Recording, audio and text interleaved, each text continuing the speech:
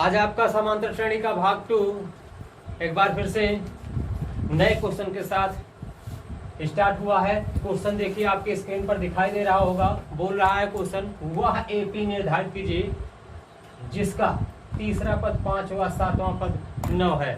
AP माने समांतर श्रेणी, एपी माने समांतर श्रेणी ज्ञात करना है और उसे में निर्धारित करना है श्रेणी में कि क्या तीसरा पद 5 है और 7वां पद 9 है कि नहीं, यही चीज पता लगाना है। ठीक है, तो सबसे पहला काम हम क्या करते हैं वही चीज ध्यान दीजिए। ऐसे क्वेश्चन में आपको बहुत ज्यादा घबराने की बात नहीं है, यहीं से आपको पॉइंट उठाना है, तीसरा पद और 7वां पद। ठीक, तो तीसरा पद यहाँ लिख लीजिए, तीसरा पद। तो तीसरा पद कैसे निकालते हैं भैया, a + 2d और बराबर दिया कितना गया है 5। ठीक, ये तीसरा पद हो गया। अब निकालते हैं 7वां पद और वो होता क्या है a + 6d और वो दिया क्या गया है 9। आया समझ में बात? एक बार फिर से ध्यान दीजिए, तीसरा पद 5 है व 7वां पद 9। ध्यान से देखिए बच्चे, तीसरा पद 5 है व 7वां पद 9। तो तीसरा पद के लिए आपको बताया गया था कि एक अंक पीछे वाला लिखा जाता है, तो तीसरा पद के लिए a + 2d होगा और वो बराबर कितना दिया गया है 5। तीसरा पद 5 है ना, तो तीसरा पद ये हो गया बराबर 5 कर दीजिए। 7वां पद 9 है तो a + 6d बराबर क्या हो जाएगा 9। ये समीकरण 1 बन गया और ये बन गया आपका समीकरण नंबर 2। यहाँ पर लिख लीजिए घटाने पर और चिन्ह बदल दीजिए इसका फटाफट। ये कट गया, 6 में से 2 को घटाएंगे कितना बचेगा 4 और 9 में से 5 को घटाने पे कितना आएगा भाई 4। तो d बराबर हो जाएगा 4/4 = 1। क्लियर, d का मान आ गया। अब चलते हैं समीकरण 1 की तरफ, d की वैल्यू लेकर के। यहां लिख दीजिएगा 1 में d बराबर 1 रखने पर। ठीक हो गया। अब मान देखिए कैसे रखा जाता है समीकरण 1 में, a + 2d बराबर 5, यही है समीकरण आपका। तो a के स्थान पे a रहने दीजिए, 2 × d के स्थान पे 1 हो गया बराबर 5। तो a + 2 बराबर 5, तो a बराबर आ गया 5 - 2 बराबर 3। a का मान इतना हो गया, d का मान इतना हो गया। अब हम श्रेणी पता कर लेते हैं हमारी सीरीज कैसे बन रही है। तो पहला पद तो a होता है तो 3 उठा करके रख दीजिए। क्लियर, दूसरा का पद a + d होता है तो a के स्थान पे 3 और d के स्थान पे 1 हो गया, यानी 4 आ गया। ठीक, तीसरा का पद a + 2d तो 3 + 2 × 1, तो ये हो गया 3 + 2 बराबर 5। ये तीसरा का पद हो गया। चौथा का पद देख लेते हैं a + 4d तो 3 + 4 × 1, तो ये हो जाएगा 3 + 4 बराबर 7। तो सीरीज आपकी बन रही है 3, 4, 5, 7। इसी प्रकार से आगे भी निकाल देंगे। अब जो आपको बोल रहा था कि निर्धारित कीजिए कि एपी में तीसरा पद 5 है, तो अपने श्रेणिया में चेक कर लीजिए आप लोग कि तीसरा का पद जो आ रहा है आगे से क्या वो 5 है। बतिया हमारी समझे नहीं समझे। वह एपी निर्धारित करो जिसका तीसरा पद 5 है। तो हमारी जो एपी आई है श्रेणी, इसमें हम देखे क्रम से गिने तीसरा का पद जो आ रहा है वो 5 है कि नहीं है ना। तो इसी प्रकार से जब अभी अगवा निकालें, क्योंकि हमें 7वां पद भी बताना था, तो अभी आगे आप और निकालिए। हम 4 अंक तो निकाले हैं, आप और निकालिए आगे। तो आप जब 7वें पद पे पहुंचेंगे तो 7वां पद क्या हो जाएगा 9। बात समझ में आई कि नहीं? तो ये आपका आंसर हो गया। इसी तरीके से आपको अगले क्वेश्चन को भी सॉल्व करना है। क्लियर, चलते हैं अगले क्वेश्चन पे। अगला क्वेश्चन आपके स्क्रीन पर है, श्रेणी का यमवा पद 1/n है व nवा पद 1/m है, तो सिद्ध करो mnवा पद 1 होगा। ठीक है, बहुत ही इंपॉर्टेंट क्वेश्चन है, लॉन्ग आंसर में पेपर में ज्यादा मात्रा में पूछा जाने वाला क्वेश्चन है ये। अगर आता है बेटा तो कम से कम 6 से 7 नंबर में पुटअप होता है ये क्वेश्चन, लंबा मामला है।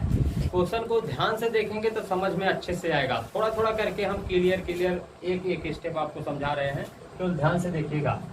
जैसे हम कहीं पे अगर यमवा पद ज्ञात करना है, तो जैसे हमें यमवा पद ज्ञात करना होता है तो हम लिखते हैं a plus n minus 1 into D. यमवा पद का यही फार्मूला है।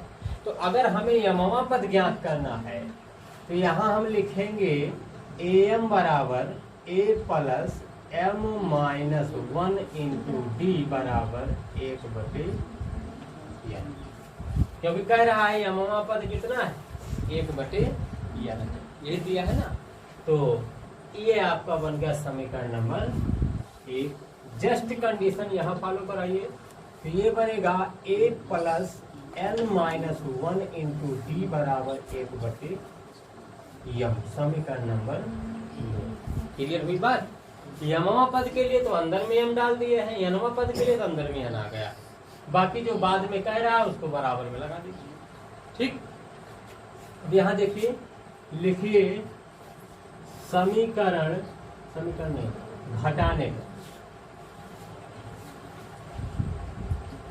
ए माइनस ये माइनस ये माइनस ये तो कट गया।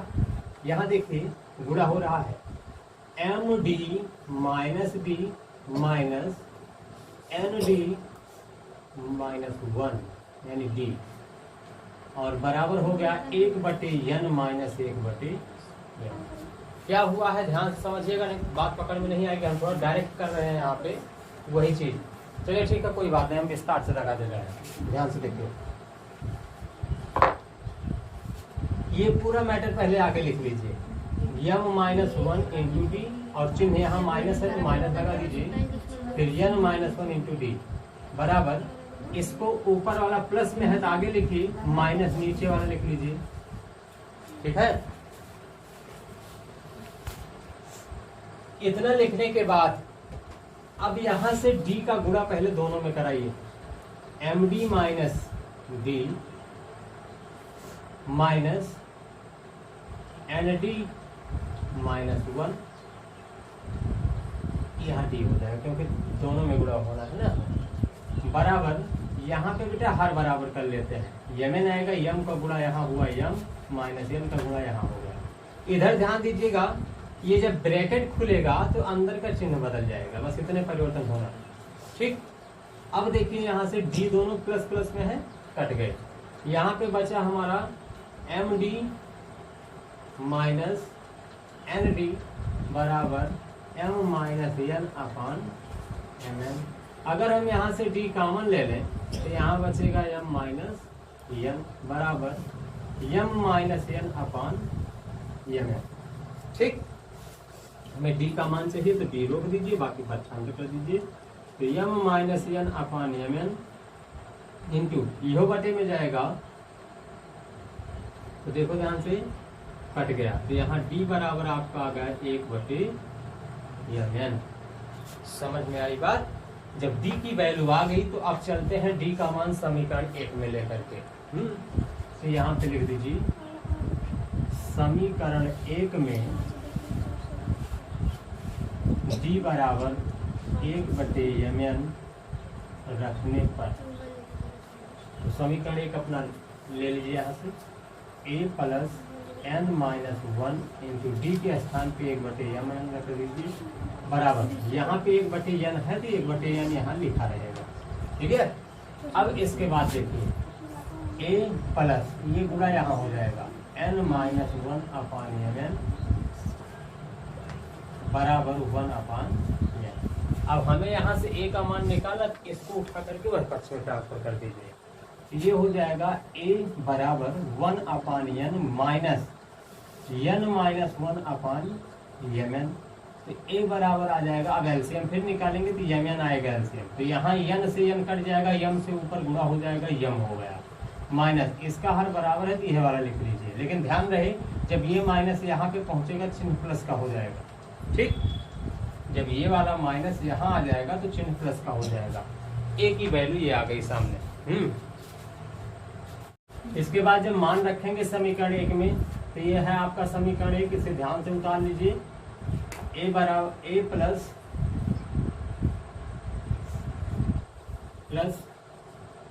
m माइनस 1 इंटू डी के स्थान पे 1/mn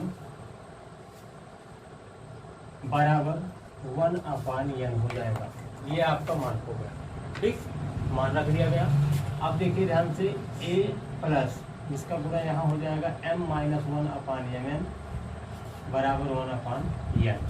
अब इसको पक्षांतर कर दीजिए, तो a बराबर आ जाएगा 1/n minus m minus 1/mn। इनका जब हर बराबर करेंगे तो mn आएगा, और n से यहाँ भाग होते n कट गया, ऊपर आ गया m माइनस इसका हर बराबर है, ये इतना हो जाएगा, क्योंकि ये माइनस चिन्ह जब अंदर जाएगा तो इसको प्लस कर देगा। अब यहाँ ध्यान दीजिए, प्लस माइनस दोनों कट गया, a बराबर आ गया है 1/mn, ठीक। अब आपके पास a बराबर और d बराबर दोनों मान आ गया। आपको क्या निकालना था, सिद्ध करो कि यह mnवां पद 1 होगा, ठीक। अब यहाँ हम चल रहे हैं mnवां पद ज्ञात करने। mnवां पद बराबर a plus mn minus 1 into D, तो a के स्थान पे रखेंगे 1/mn प्लस इसको ऐसे ही लिख लेंगे mn माइनस 1, डी के स्थान पे जो वैल्यू यहाँ आई है उसको रख दीजिए। अब ध्यान दीजिएगा, 1/mn प्लस इसका गुणा जब यहाँ कराएंगे बेटा, तो ये हो जाएगा mn माइनस 1/mn। अब देखिए ध्यान से, हर बराबर है, हर बराबर है, तो कोई बात नहीं, हर को एक बार लिख लेते हैं यहाँ पे mn, और अंश में केवल जोड़ लिया जाएगा। इतना हुआ, 1 से 1 कट गया, इससे ये कट गया, कितना आया, सिद्ध हो गया ना। आपका mnवां पद 1 होगा, तो जहां से आप mnवां पद ज्ञात किए हो वहीं से देख लीजिए जो वैल्यू आ रही, क्या वो 1 प्राप्त हुआ है। अगर ये प्राप्त हुआ है तो यही लिख दीजिएगा प्रूव्ड, यही आपका आंसर हो जाएगा।